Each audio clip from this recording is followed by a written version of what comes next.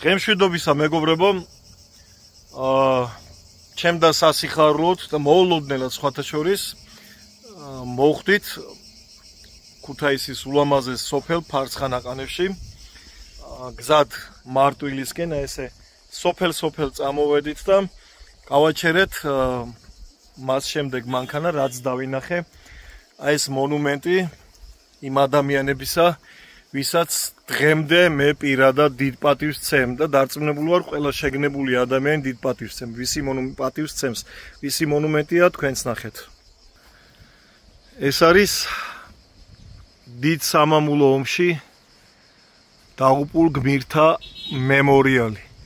აგერ 1941-1945 მეორე მსოფლიო ომის დროინდელი მონუმენტია, რომელიც თუ არ ვცდები 60-70-იან წლებშია აგებული. ესეთი ძალიან დიდებული ნამუშევარია სხვათა შორის და ეს თავის დროზე რაღაცა გრანდიოზული ნამუშევარი იქნებოდა, მაგრამ ხო, აი ეს თუ არ ვცდები შალვარონ ცუბიძის პატარა ქანდაკება უნდა იყოს.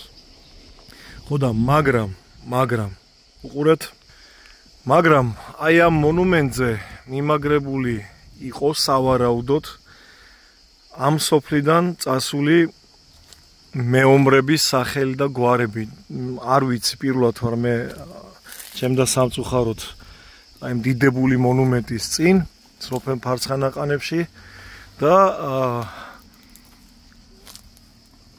არსად უკვე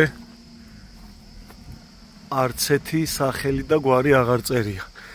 ვინც იცით, სავარაუდოდ ბევრმა იცით ალბათ, იყო თუ არა აი აქ ამ დიდებულ მონუმენტზე მიმაგრებული სახელი და გვარები, როგორც წესი, სახელს და გვარებს წერდნენ ხოლმე მათი ხსოვნის უკვდავსაყოფად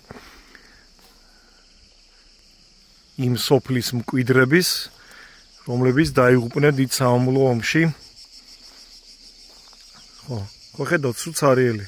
ეს როგორც გითხარით, გამოვიცანით ახლა დიდი გამოცნობა არ უნდა, ნუცუბიძე წიგთან ერთად.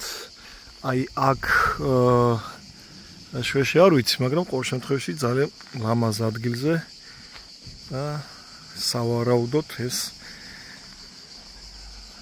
სავარაუდოდ ეს საბავშვო ბაღია. ეს რკინის ქოლგები ესეთი ძალიან მძიმეა, მაგრამ დეკორატიული დანიშნულება აქვს.